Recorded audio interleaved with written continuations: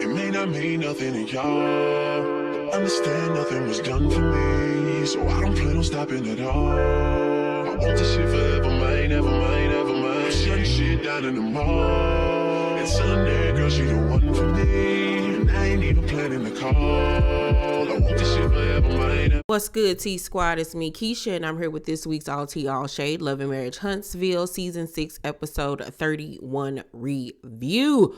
Thank God, good almighty, we are done. This is the season finale episode, and next week will be part 1 of the 3-part reunion. And the reunion looks like it's going to be really good. It looks like Tisha is stepping it up and, coming for people's throats, and I'm kind of excited about it. But before we get into last night's review, I want to give a happy birthday shout out to T-Squad member Miss Shirley Williams from Baton Rouge, Louisiana. Happy 63rd birthday, Miss Shirley. Your daughter reached out to me and told me that you both watch my reviews. I thank you so much. I'm so happy that God blessed you with another year on this earth. He is so amazing. And honey, you are the biz nigh. You are so vibrant and with it, okay? Especially since you watch my review videos. That lets me know that you are a it girl, okay? So happy 63rd birthday, Miss Shirley. I pray that you have a wonderful, beautiful day, and I love you to bits. Let's get into this review. We begin the episode with Stormi talking to Courtney about getting her family together, especially her mom and her aunt, who have a very tumultuous relationship. She wants to have a fish fry for the family because here recently they've been, being able to get along good enough to be in the same atmosphere without chopping each other's heads off. So she wants to see if she can take it further and really dead this beef that they have going on between them. But Courtney don't want no parts of it because he already know how they low-key get down. So the day of the fish fry, Stormi, we find out, don't even know how to fry fish, child. Like, frying fish is like one of the easiest things that you can do if you're trying to learn how to cook. You literally clean it off, season it, put some Andes on it, and put it in the grease, child, until it get brown. Like, it's so easy to make fish. Fish is actually one of the first things I learned to make, and I learned how to fry fish when I was, 10, 11 years old, child. My mama used to buy some jack salmon, child, and baby would fry that sucker on up so fast, baby, and make me a meal. But anywho, Stormi mama asked her sister Lisa for a break 1 weekend a month with dealing with their mom, so she can spend time with her husband. Now Lisa says she need a break too to be with her husband, so they're really arguing over semantics at this point. But in the end of the conversation, I guess they come to some type of agreement, but Aunt Lisa refuses to give anybody a hug. She don't want them touching her. She ain't trying to do that. Now I noticed that Stormi's mama came back with a totally different attitude. She was much more receptive of listening and not going off. She wasn't so much of an Eveline, okay, from The Wiz. Like, she had toned it down a lot because she got really bad negative feedback from the viewers last season. So I don't really know if we were getting the real mama. Maybe it helped her to change. Maybe we were getting, some acting going on.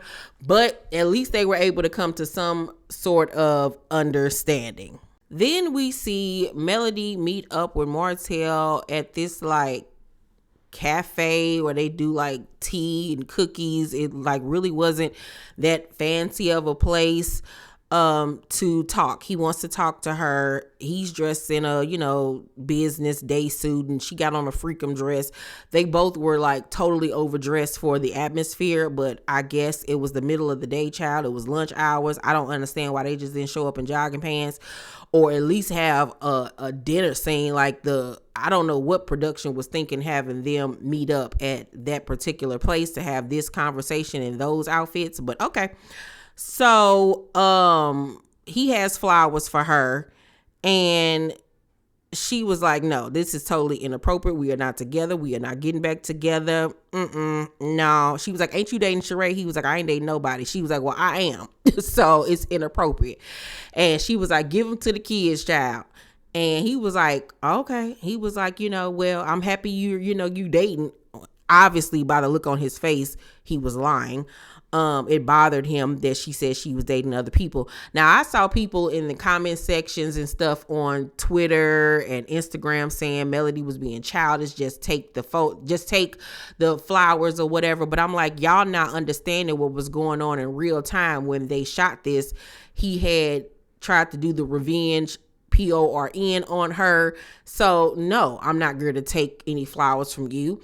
And they just got back from the Houston trip where he was once again accusing her of cheating on him and bringing up old stuff. So no, I don't want no flowers from you, you clown. Absolutely not. You probably poisoned them. No.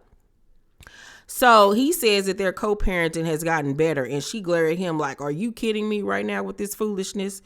So Martell was like, when we see each other, I want you to have your guard down and no, I won't do anything to hurt you. You're hurting me right now with the things that you're doing. Like, what? Like, this man is the Lulu. He lives in an alternate universe. Like, I don't even know what be going through this Negro mind. So Mel was like, this is one of the most gaslighting experiences of my life. You talking about being in a good place? No, we're not. The fact that you're still being an agent of chaos honestly reconfirms that you still haven't grown up.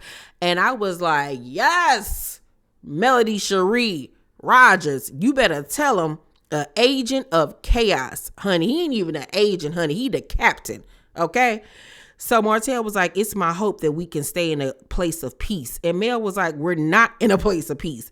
And Martell was like, well, what will it take to get to that place? And Mel was like, it's not gonna happen. Like, at this point, there is no peaceful, or not a peaceful co-parenting, because they can peaceful co-parent, but us being cool ain't never gonna happen with all the things that you have done to me, lied on me, taking me to court, all of this stuff. Like, absolutely not. We're not gonna be friends. Absolutely not. And like I said, people on social media was saying she childish, she need to grow up, this, that, and the third. I'm like, I guess I'm childish too, because ain't no way, okay? I'm on Aretha Franklin type of time. Ain't no way I'm coming up off his neck. Absolutely not. So she then brings up him lying on her in Houston. And Martell gonna say, if I knew that it was gonna destroy my whole life and put us at odds like this, I would not have cheated. And she looking at him like, are you listening to yourself? Like, how did you not think that was going to destroy your family? You thought I was just going to continue to sit back and let you dog me and treat me any kind of way? Like, you need psychiatric help. Like, because the words that's coming out your mouth cannot be real. Like, this can't be real life. No. So he gets mad when she says she got to go. She got to catch a flight. He was like, well, I think we should just end this conversation right now. I bet you do, because you ain't got no flights to catch. You got to Uber back home, child. So Kimmi and Maurice have a date night that she plans for him or them. And she's emotional and she thanks him for being there for her during, her cancer bout. And she tells him that losing her hair and her skin color changing and the things that she went through really affected her because, she was already not feeling pretty. And then she said people in the comments, I guess, were commenting on the way she looked, which is beyond me. Like, what is wrong with people? So she said all of that played into, her sexuality and why she wasn't into it. You know what I'm saying? And he seems like he's understanding and listening and all those things, but you would think that he would have already known that. So to me, it still doesn't bypass him adding to her trauma, her emotional, mental state. It don't take none of that away from me. But she did a sexy photo shoot for him and gave him a picture of her, which was a really beautiful picture. She looked great. Kimmi is a very sexy woman. He, of course, loved it. And they have sexy time that night at the hotel. Good for them. So at the end of the episode, we see Tisha at her and not Martell, child, or might as well be Marsau's second home going off because she want her office and she want her house done because the lease at the apartment that they're staying in is up. I will say that Marsau is doing a really great job at that space, at that house. A really beautiful home, what he's doing with it. I feel like that's their house, because why would you do all of this renovating on a house that you don't plan to live in? Like, I can understand you selling it or whatever, but why would you then go and buy a second house when the first house that you got ain't done? I really honestly think that this second house is their forever home, or at least forever right now. That house on them rocks out in the forest, that ain't never happening, child. That's their house, and it's a nice size house for them. And like I said, the renovations that he's doing, it looks beautiful. I actually really like it. I think it'll be the nicest looking house on the show once they're done, if they decorate it right. But she then brings up how he hurt her feelings with the way he reacted to the pregnancy scare. And he once again reiterates that, it's a 99.9%, that vasectomies work. So how could she possibly be pregnant or have been pregnant? And she was like, it makes me look at our relationship different now because you looking at me that way. So that means you don't trust me. And without trust, we have nothing. And so he looking at her like, oh, you pulling a me on me? And she looking like, yeah, I'm playing the same game you playing. I was like, girl, why you ain't been playing these types of games with him? Because that's the only way you could communicate with a fool like him. So Marsau was like, you're joking. You're joking, right? And she was like, he was like, have you ever stepped out on me? And Tisha was like, I can't answer that for you. I really can't. I can't do it for you. And he was like, Letitia Denise Scott. And she was looking like, yeah, I can't do that for you, love. Sorry. Not going to be able to do it. Yeah, guess this conversation is over.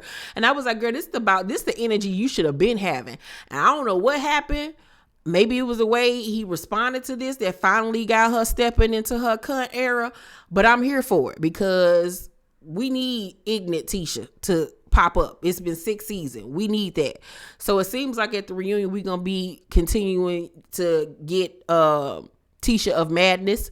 She going to be coming at Kiki. She going to be coming at Stormi with that mouth.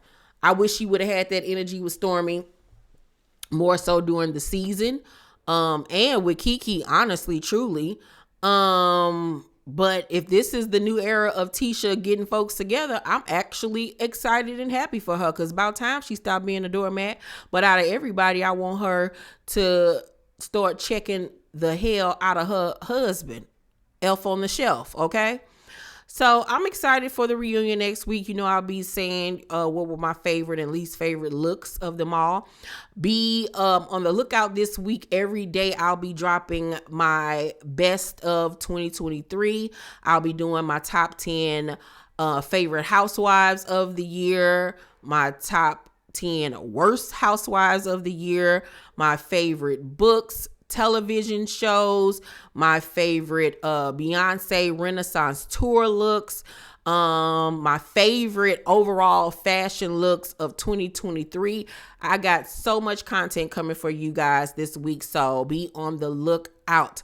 I love you guys, and I'll see you on the next video. Have a safe and happy and wonderful new year. I love you, love you, love you, love you, love you. 2024 is going to be lit. Let's get it. Let's go. Bye.